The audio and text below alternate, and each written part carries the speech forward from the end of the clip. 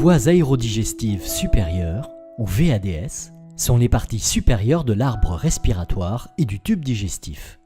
Ils regroupent plusieurs structures indispensables pour respirer, manger et parler.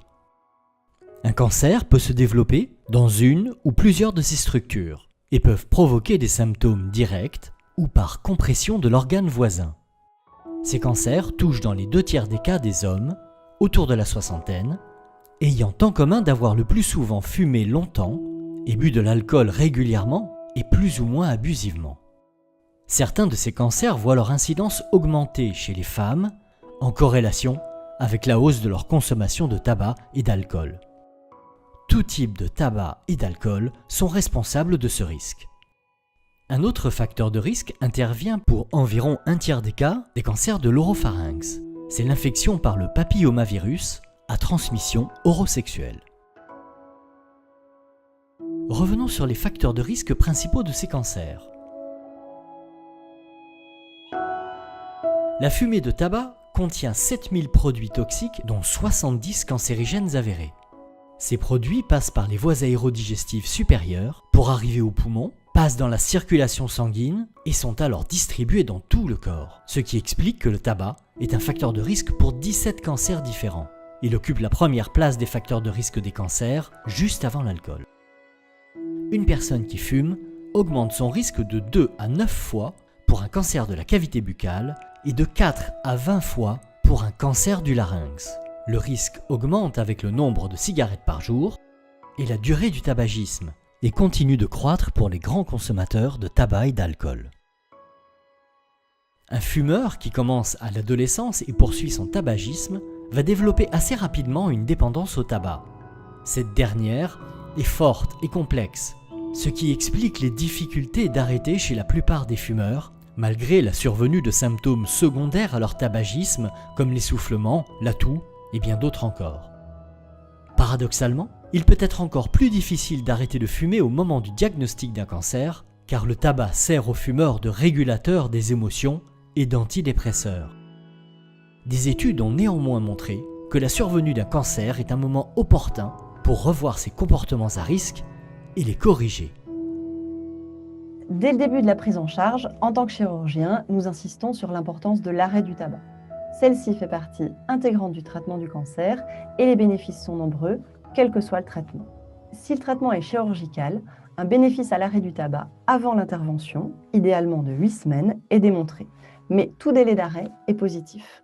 Cet arrêt diminuera les problèmes de cicatrisation des sites opérés, souvent dans les cancers ORL il y en a plusieurs, la survenue d'infections et la durée du séjour hospitalier. Si le traitement est une radiothérapie, l'arrêt du tabac est bénéfique pour réduire la radiomyocite en termes de gravité et de persistance, en sachant que celle-ci est souvent pourvoyeuse de dénutrition et d'arrêt du traitement. Cela permet de maintenir la qualité vocale et à long terme, cela permet de réduire les problèmes d'œdème, de fibrose et les risques de nécrose. Si le traitement est une chimiothérapie, il a été montré une association entre le tabagisme et une moins bonne réponse à certains traitements antitumoraux. Dans les cancers des voies aérodigestives supérieures, ces 3 traitements sont souvent associés de façon concomitante ou successive. Au terme du traitement, le maintien de l'arrêt est fondamental. Cela permet de diminuer le risque de second cancer, mais aussi d'améliorer l'état général. La persistance du tabagisme a des répercussions sur le fonctionnement physique, social, intellectuel, est associée à une moins bonne vitalité, à plus de nausées, de difficultés respiratoires, de perte d'appétit et accroît le ressenti des douleurs. Enfin, quel que soit le stade de la maladie, le risque de mortalité globale est plus élevé pour les fumeurs que pour les anciens fumeurs. Dans la majorité des centres, une aide au sevrage tabagique est proposée aux patients fumeurs actifs ou dont l'arrêt date de moins de 3 mois, afin de les aider à réaliser le plus tôt possible ce sevrage ou prévenir la rechute d'arrêts récents. Cette aide comportera un suivi spécialisé et va agir sur les 3 dimensions de l'addiction tabagique. La dépendance physique, due aux nicotines et aux additifs contenus dans le tabac. Pour ça, il existe des traitements. La dépendance psychologique, induite par les émotions, le plaisir, l'anxiété, qui peuvent être prises en charge par des thérapies cognitives et comportementales. Et enfin, la dépendance comportementale, les habitudes et les gestes. Le suivi avec l'équipe d'addictologie sera maintenu sur la durée des traitements et du suivi en cancérologie. Les fumeurs qui se font aider ont 70% plus de chances de réussir cet arrêt grâce à l'adaptation du traitement et à la fréquence du suivi adapté à chaque fumeur. Parmi les traitements de la dépendance physique de l'arrêt tabagique, le remplacement de la nicotine fumée par la nicotine apportée par le patch, ou les comprimés à sucer, ou les gommes, est un traitement efficace pour diminuer voire éliminer les symptômes de manque sans effet secondaire notable. Ce traitement est maintenant remboursé par la sécurité sociale sans restriction de temps. D'autres traitements existent, votre médecin vous en parlera en cas d'échec du remplacement nicotinique. Si vous vous posez la question de la vapoteuse personnelle, plus communément appelée cigarette électronique, sachez que pour l'instant, et en l'absence de connaissances sur son pouvoir à induire des cancers, elle n'est pas plébiscitée une fois que vous avez déjà un cancer. Mais si vous avez arrêté totalement de fumer à l'aide de ce dispositif, il s'agit d'un très bon résultat. Vous serez alors accompagné sur les autres aspects de votre addiction. L'alcool est le deuxième facteur de risque des cancers et il est synergique du tabac pour les cancers des voies aérodigestives supérieures. Sa consommation régulière, surtout au-delà de 2 verres par jour, expose à de nombreuses complications médicales, mais aussi sociales, professionnelles et judiciaires. Il n'existe pas d'effet de seuil en deçà duquel boire de l'alcool ne présente aucun risque. L'arrêt de la consommation d'alcool en cours du traitement des cancers des voies aérodigestives supérieures est primordial pour le bon déroulement des traitements.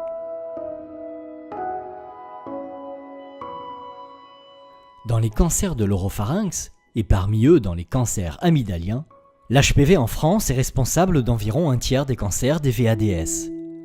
Et dans 90% des cas, il s'agit de l'HPV-16.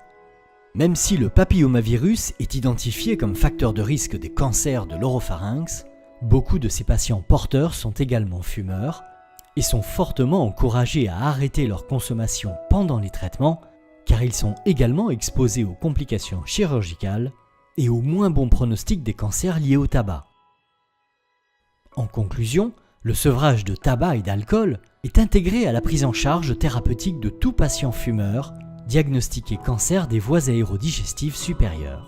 Cette démarche est initiée dès le début de la prise en charge, en particulier avant la chirurgie, et maintenue tout au long du parcours de soins et du suivi. Cet arrêt du tabac et de l'alcool vous aidera à traverser la période des traitements en meilleure santé et participera au succès du traitement proposé, qu'il soit chirurgical, par radiothérapie ou par chimiothérapie.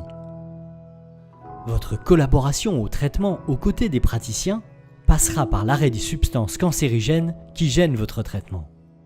Votre chirurgien, votre oncologue, radiothérapeute, addictologue, infirmière, kinésithérapeute et diététicienne vous apporteront leur soutien pour réussir cet arrêt aussi précocement que possible.